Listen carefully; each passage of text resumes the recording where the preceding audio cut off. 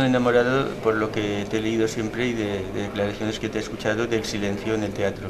O sea, es una de las cosas más, digamos, ricas que hay en el teatro, el silencio. A mí lo que más me gusta es los silencios. Y los silencios cuando notas que el público está pendiente de un hilo de lo que va a pasar a continuación. Porque esos silencios son la expresión de que se ha producido la comunicación. Sí. Aquí estamos los actores encima del escenario, aquí está el público sentado en el patio de butacas, y lo que estamos intentando en cada representación teatral es llegar a conectar, y que al conectar, ¡boom!, salten chispas.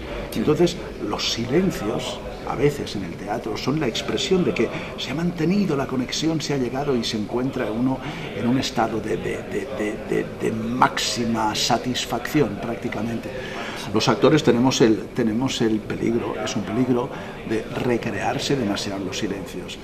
El silencio tiene que tener un valor especial como lo tiene en la música, ¿no? Sí. Y hay que saber si puedes estirarlo más o estirarlo menos. A veces estirando demasiado un silencio puedes llegar a cargarte el ritmo de la función. Sí. Ese es algo que los actores, deben conocer.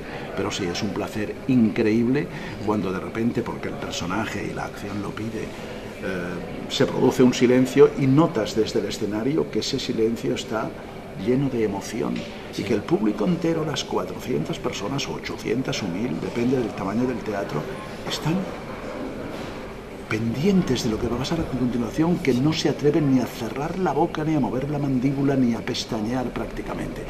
Cuando se consigue ese momento, para el actor es de lo más gratificante del mundo. Y a mí especialmente me gustan aquellos personajes, aquellas funciones que dan pie a situaciones como esta. Y Pinter es, por excelencia, el rey de los silencios, hasta tal punto que ya se habla en el mundo del teatro y en la literatura, se habla de las pausas pinterianas. Sí. Pinter pide continuamente en sus textos, prácticamente cada 2 o 3 frases, pausa, silencio, sí, silencio, pausa, porque le gusta que las reflexiones que él escribe y que dicen los personajes queden suspendidas en el aire.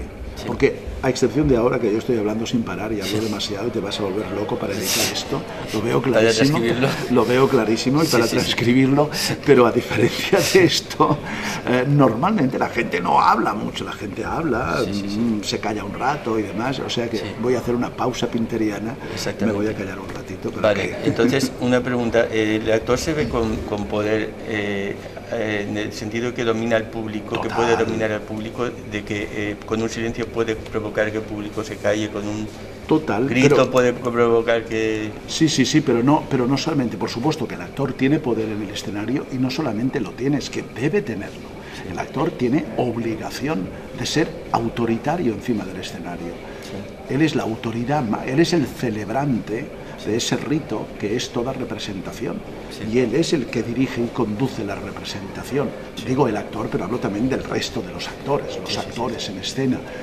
Y por supuesto que el actor sabe y tiene mecanismos, forman parte de su oficio, para saber cómo conducir al público hacia donde hay que conducirle. De la misma manera que el torero, cuando se abre el toril y aparece el torero está allí de frente esperando, y en la manera con la que el toro sale del toril y viene hacia él, ya le está estudiando, y ya sabe por qué lado tiene que darle los pases, más o menos, y da 3 o 4 pases de prueba, y a partir de ahí ya sabe cómo es el toro, ya sabe si es muy revoltoso o poco, si hay que animarle o no.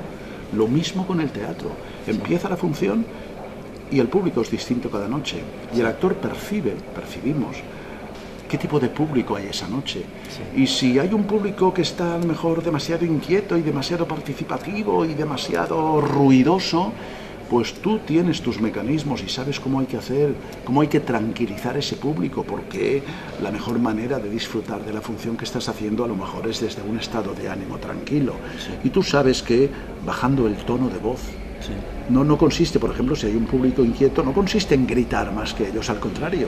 Si tú bajas el tono de voz y se lo pones difícil, ellos harán un esfuerzo para acercar el oído al escenario, irán calmándose. O al revés, a veces estás haciendo una función que necesita de una participación del público más activa y te das cuenta que hay un público que está abandonado, relajado en su butaca, diciendo a mí que me las den todas, venir aquí, y entonces hay que saber cómo aligerar el ritmo, levantar el tono de voz para contagiar de tu energía a aquel público, ¿no? Todo eso forma parte de la representación teatral.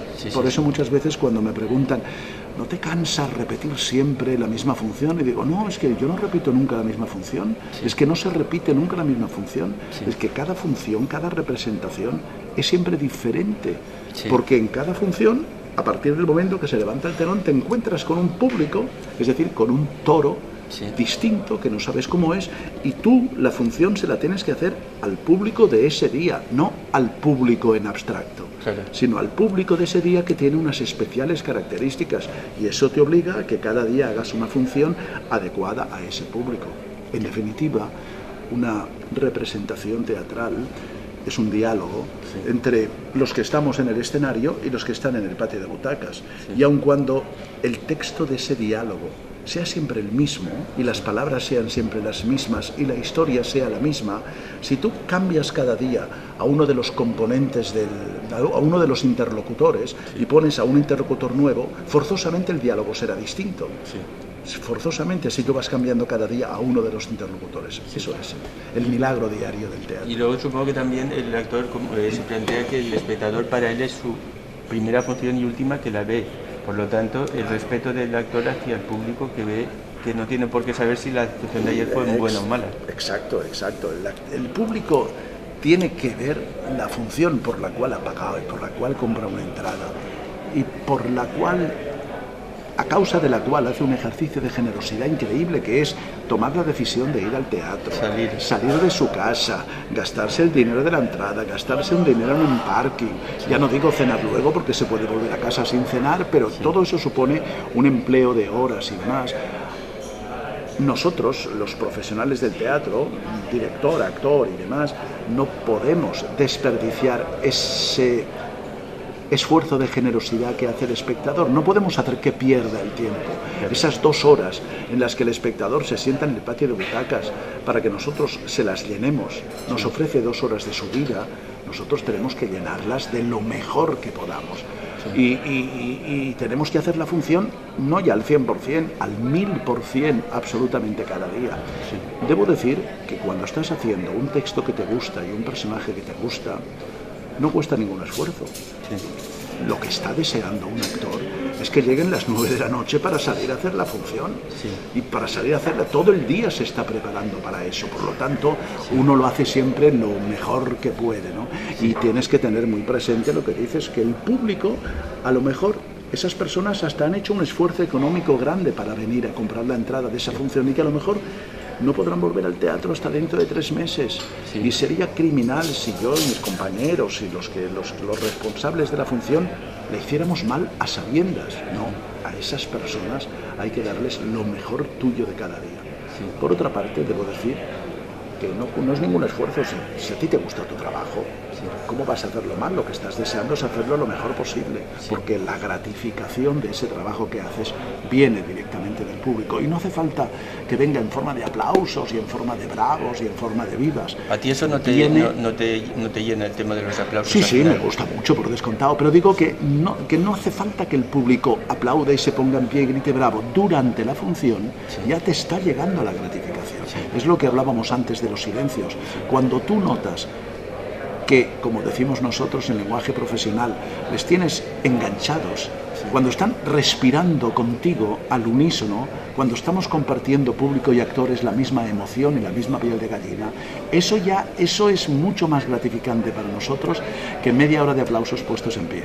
Ahora, claro que me gusta que aplauda al público, por supuesto. Sí. De todas formas, se disfruta más en la función seguramente que no en el momento de que te aplaudan, ¿no? Pues yo particularmente te digo que sí, entre otras cosas porque, ¿sabes?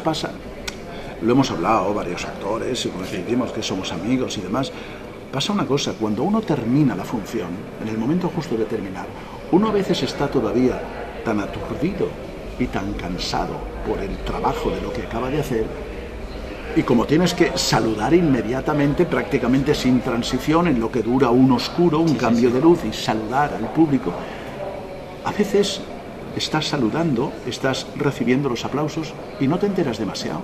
Eso me pasa a mí muy a menudo. Todavía estás conmocionado por el Claro. personaje con el que acabas de cortar, ¡pum!, así de repente.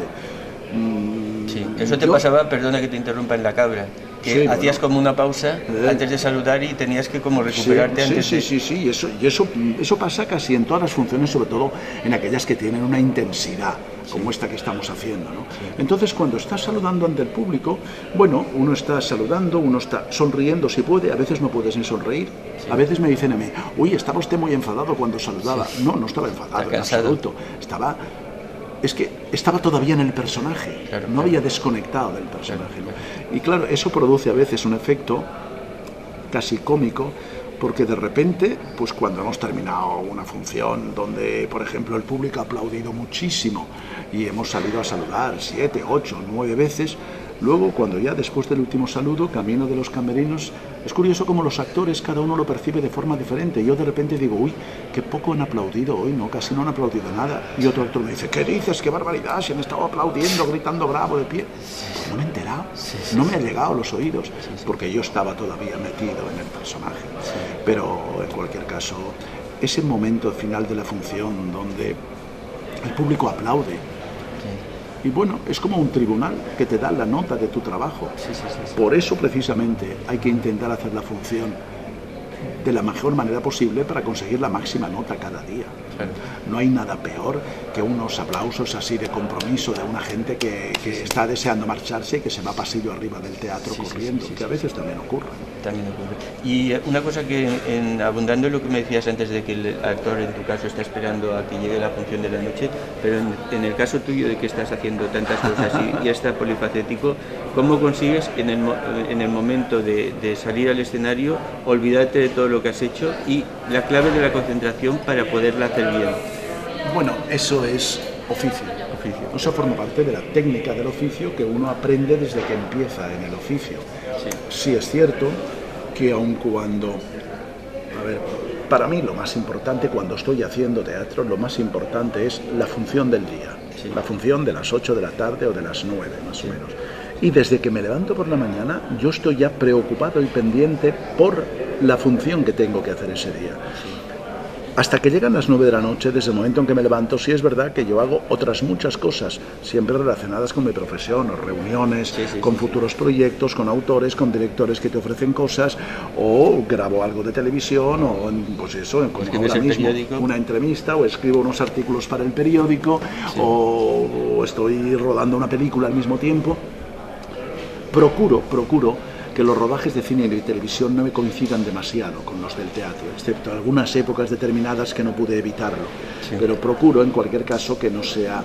Es decir, si me ofrecen una cosa de cine y televisión, si son 3 o 4 días, pues bueno, no me preocupa. Pero yo no me metería a un rodaje de cine de 7 u 8 semanas si tuviera que hacer teatro al mismo tiempo. Porque eso significa que llegaría al teatro por la noche después de haber rodado todo el día, desde las 6 de la mañana que empiezan los rodajes, realmente muy agotado, y eso sí podría influir en el mal resultado de la función. Si eso ocurre 4, 5, 6 días, pues bueno, puedes soportarlo.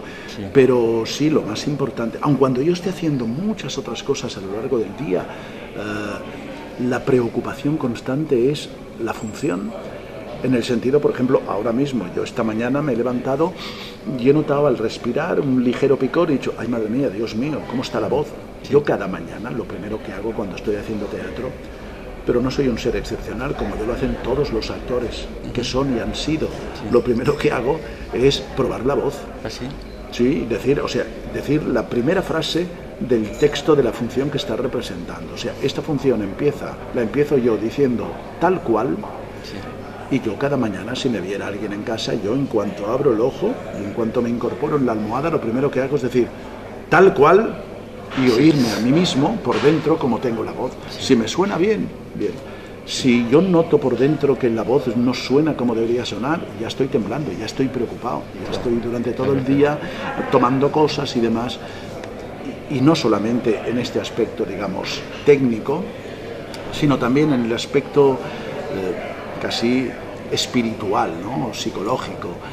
Yo estoy deseando que llegue la hora de ir al teatro, porque es la razón de ser porque es donde yo soy feliz, preparándome para hacer la función y haciendo la función. Y cuando haces el teatro estás en otra vida, se puede decir, fuera de la vida. Muchas veces sí, muchas veces sí. Hombre, a ver, ese es un aspecto para hablar muchísimo. Quiero decir, sí, pero lo que decía antes, tú estás haciendo la función para el público de ahora, sí, y tú estás haciendo la función y eres el mismo José María que eras 5 horas antes cuando estabas comiendo o merendando con unos amigos, sí, y eres el mismo ciudadano que se cabrea viendo las mismas noticias y oyendo las mismas gilipolleces que a veces se oyen de determinados políticos y demás, sí, y tú no dejas de ser tú mismo, y según qué función estés haciendo, pues el grado de compromiso contigo mismo te hace ser consciente de que allí estás actuando de alguna manera algo más que una función de teatro, que estás siendo portavoz de algunas ideas o de algunos mensajes. Entonces eso te obliga a ser consciente de quién eres. Pero sí es verdad que los actores es algo mágico, se produce como una especie de salida de ti mismo y una incorporación a un personaje que no eres tú, que está aquí delante.